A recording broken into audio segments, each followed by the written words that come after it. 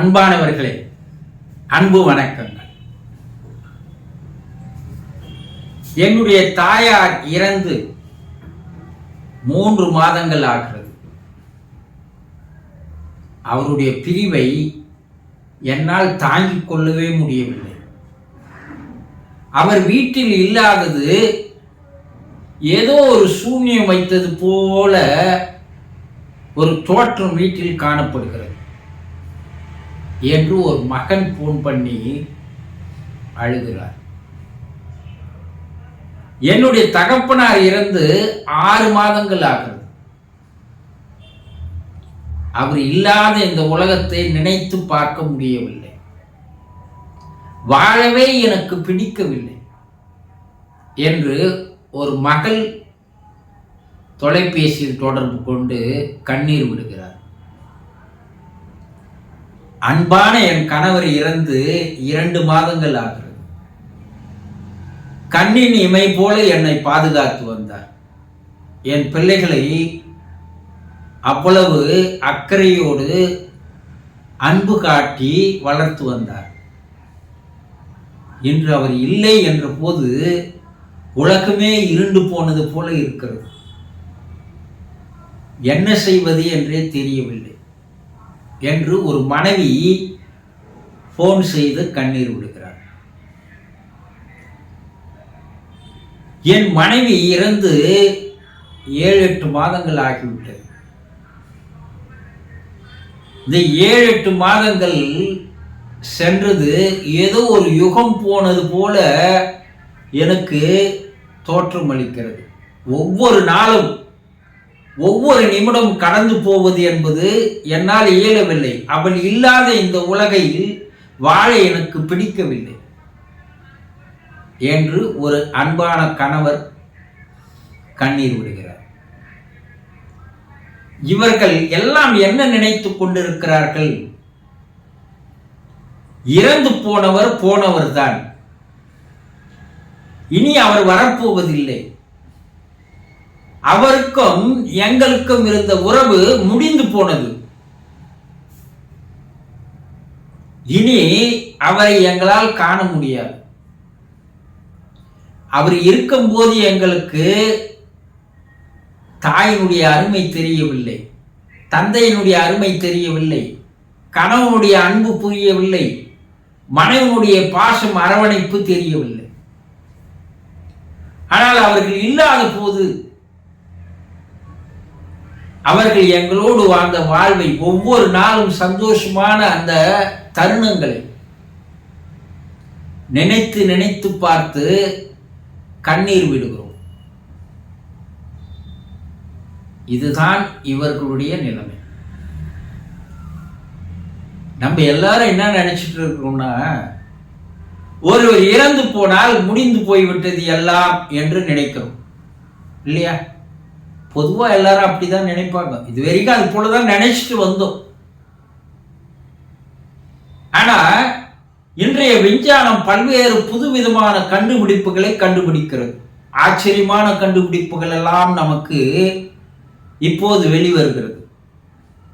இப்படியெல்லாம் கூட நடக்குமா என்று மூக்கின் மேல் விரல் வைப்பது போல ஆச்சரியப்பட்டு நிற்கிறோம். ஒரு ரோபோ மனிதன் செய்கின்ற எல்லா வேலையும் செய்கிறது. இயந்திர மனிதன். விஞ்ஞானம் அசுர வளர்ச்சி, ஸ்பிரிச்சுவலும் அந்த அளவுக்கு வளர்ந்து வருகிறது. நாம் நம்ப முடியாததெல்லாம் நம்புகின்ற வகையிலே சில ஆராய்ச்சிகள் வெளிவருகிறது. அதுபோல ஆவி உலக ஆராய்ச்சிகள் கூட மிக மிக வேகமாக முன்னேறி வருகிறது. உங்களால் நம்பவே முடியாத பல விஷயங்கள் அந்த ஆராய்ச்சியின் முடிவுகள் தெரிவிக்கிறது. என்ன?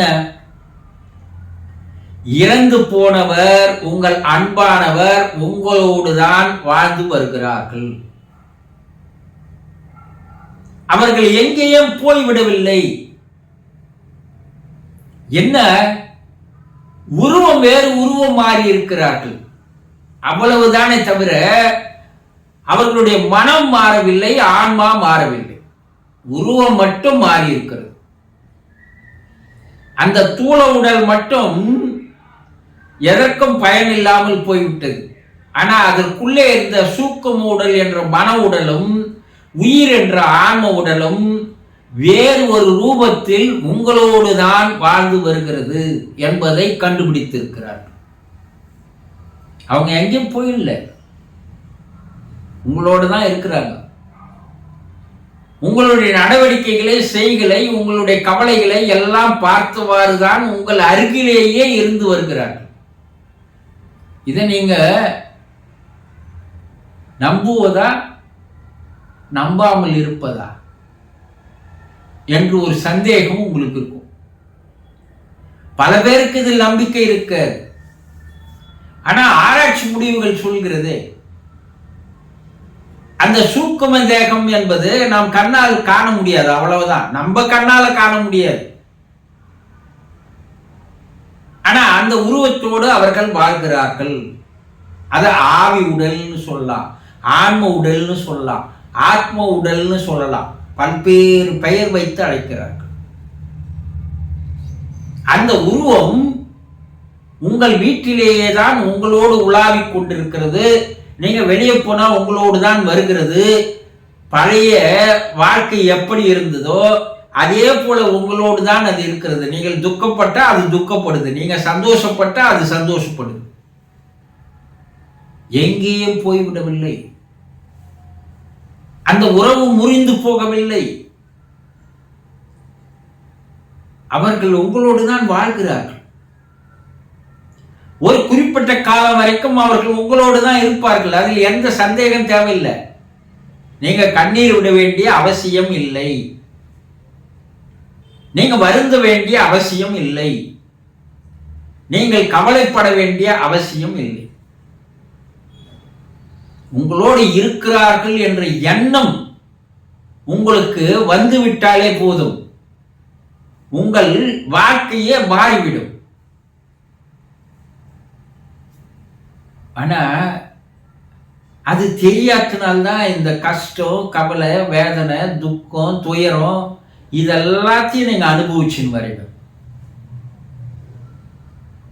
இறந்து 1 வருடம் காலம் வரைக்கும் அவர்கள் உங்களை விட்டு போல, உங்களோட தான் இருக்காங்க. சிலர் சொல்லலாம் அது 16வது நாள் சில சடங்குகளை செய்கிறார்கள், போய்விடுகிறார்கள். அப்படிப்பட்ட சடங்குகள் இப்ப செய்யறவங்க யாரும் இல்லை. அது அந்த காலம். இந்த காலத்தில் முழுமையான சடங்கு தெரிந்தவர் கிடையாது.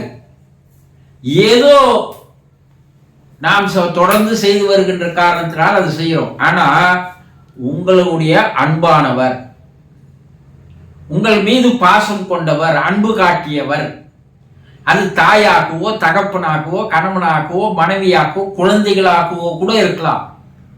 அவர்கள் குறிப்பிட்ட காலம் வரைக்கும் உங்களோடு தான் வாழ்ந்து வருகிறார்கள் என்பதை முதலில் நம்புங்கள். அந்த மனோபாவத்தினுடைய அவர் உங்களோடு இருப்பதை போன்ற உணர்வோடுவே நீங்கள் வாழ்ந்து பாருங்கள். ஒரு வாரம், ஒரு 10 நாளைக்கு, ஒரு மாதத்துக்கு வாழ்ந்து பாருங்க. உங்க மனம் மாறிவிடும்.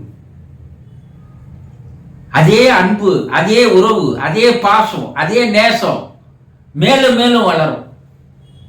அதனால் அந்த ஆத்மாவானது, ஆன்மாவானது மிகவும் சந்தோஷப்படும், ஆனந்தப்படும். அது எந்த விதமான மனபாரம் இல்லாமல், மனக்கவலை இல்லாமல் அது ஆவி உலகம் செல்லும். சரி, ஆவி உலகம் சென்றாலும் கூட உங்களுக்கும் அவருக்கும் இருக்கிற உறவு தொடர்ந்து கொண்டுதான் இருக்குது. அது அறல. அப்போ ஒரு இறந்தவர் உங்களுக்கு அன்பானவராக இருந்தால் அவர்கள் உங்களோடு தான், உங்கள் கண்ணுக்கு பார்க்க முடியாத, தெரியாத ஒரு உருவத்தோடு, சூக்கும தேகத்தோடு உங்களோடவே வாழ்ந்து வருகிறார்கள். நீங்கள் எந்த அளவிற்கு சந்தோஷமாக மனநிலை மாறுகிறீர்களோ அதை வைத்து அவர்கள் மேல் நோக்கி செல்கிறார்கள். பின்பு மறுபிறப்பு எடுக்கிற வரை உங்களோடு இல்லை என்றாலும் கூட அவர்கள் ஆன்மாவும் உங்கள் ஆன்மாவும் அவர்கள் மனமும் உங்கள் மனமும் ஒரு உறவில் தான் இருக்கிறது, ஒரு தொடர்பில் தான் இருக்கிறது. அவர்கள் மறுபிறப்புக்கு சென்ற பிற்பாடுதான் அவர்களுடைய உறவு உங்களிடமிருந்து துண்டிக்கப்படுகிறது. அது வரைக்கும் உங்களுடைய அன்பானவர் சில காலங்கள் உங்களுடைய இல்லத்திலேயே உங்களுடைய வீட்டிலேயே உங்களோடவே வாழ்ந்து வருகிறார் என்ற மனோபாவத்தோடு நம்பிக்கையோடு அதே உணர்வோடு வாழ்ந்து பாருங்கள், எல்லாம் மாறிவிடும். புரிந்து கொண்டீர்களா?